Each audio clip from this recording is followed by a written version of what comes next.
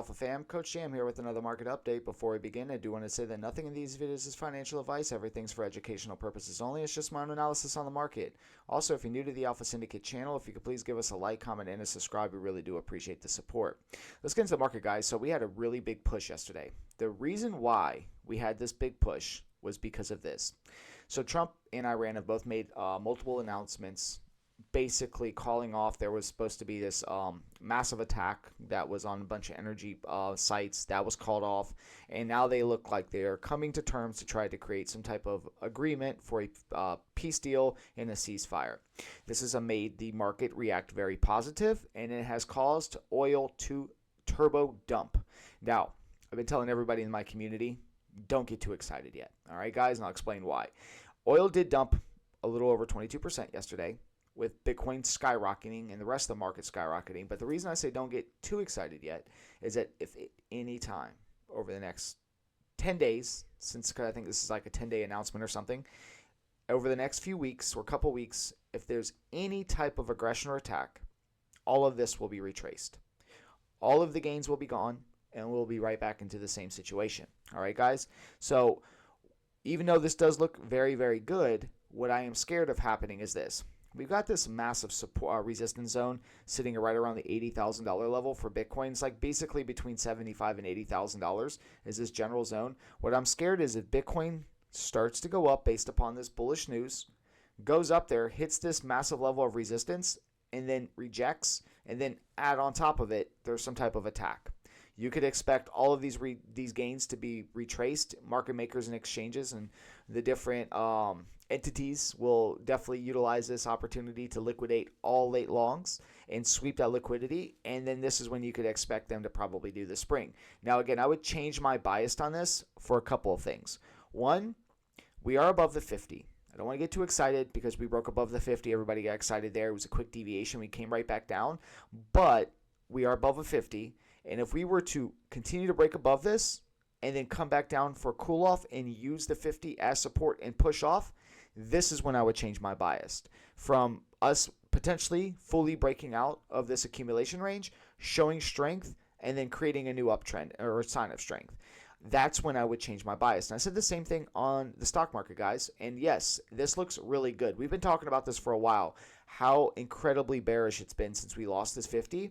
We have regained it. And again, what I'm worried about is two things. This thing either being a deviation or like kind of like a fake out and this thing coming back down, or I will change my bias, like I said the other day, is if we use this as support and we push off. All right, guys? Same thing for NASDAQ. Same thing for S&P 500. These are going to be the same framework I'm going to be utilizing on all of this different stuff because we are still in a bear market, guys, and I don't want to get too excited yet.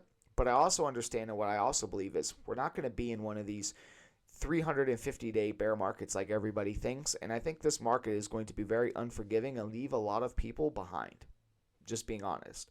I think a lot of people have this 4-year thing implanted and ingrained in their mind, and they're thinking, okay, we're only about like 180 days into the bear market. I still have, another 180 days left minimum to be able to make and add in positions. And I think that type of mindset is going to be very, very, it's going to cost you a lot of money.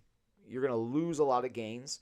And what I would be doing and what I've been recommending, obviously I can't give anybody financial advice, but what I've been personally doing is adding at the lows, setting my limit orders, and preparing myself now for what I think is going to be a very explosive 2026 going into 2027. All right, guys? And I've said it several times. When you remove the negative, which is the Iran conflict, what do you have remaining? It's actually a bunch of really bullish stuff. We've already been talking about it. We know that we're in QE. We can see the QEs here. Not only are we in QE, but we also know that the ISM has expanded well over 50. We know both times, or in all the other bull runs, it's never really had a bull run until it's expanded over 50. It shows us that not only is the economy expanding, but we can also look and see that every time this thing has made local runs in our last run, in our last bull market, this was also when it coincided with this thing peaking, all right? And now we're well above those levels, all right? So with not only that, guys, when you remove the Iran conflict, and then you have the other stuff to look forward to, which is Jerome Powell's getting replaced next month, guys. Like literally, he's only got probably less than 60 days left in office. I don't know exactly how many days. I don't know when their last day in office is, but May is when his replacement's supposed to be taking over. And so you have to think about this, guys. You remove the Iran war. We're in QE. ISM has expended over 50. We've got a new Fed coming in. And we're roughly 200 days, 180, 190 days into the bear market. Start having the silver lining, guys, and start preparing now. Because, like I said, I think a lot of people are going to get complacent. They're going to think they have all this time. And what's going to end up happening is they're going to get left behind, and they're going to end up FOMOing in way later than they should. And then this is what's going to cause them to get wrecked. And then they're going to blame the market when they get rinsed. This is why you prepare before the move happens. Prepare before the push. Simple as that, guys. And again, you can set limit orders, and if your limit orders don't get hit, we'll just use, like, let's say Solana, for instance. Let's say you've got limit orders on Solana, and you've got them sitting down here at these key levels. Let's say you got some at like 60, you've got some at 65, let's say you got some at 70, and none of your levels have been hit yet, and this thing starts to go up. Well, you can change your bias and close those limit orders if this thing comes up, uses the 50, and starts to push. And then you close those limit orders, and when it comes down onto that bounce, that's when you enter into your positions. All right, guys? And then you can put a hard stop down here too if you want to minimize risk. Everybody's going to approach the market differently, guys. And this is kind of one of those things that you have to sit down and kind of have a discussion with yourself is, how do you want to approach the market? Create a strategy. And if you don't know where to begin, guys, my name's Coach JM. I've been a digital asset investor for over 5 years. If this is the first time you've seen any of my content, I'm the founder of Alpha Syndicate. I also host all of the Crypto Talk workshops inside of Luke Belmar's Capital Club. And if you want to learn this stuff, guys, if you want to understand how we combine the macro, fundamentals, technical analysis to give us an edge on the market, if you want to get coached and mentored by somebody like me, click the link below, guys. We'll see you inside.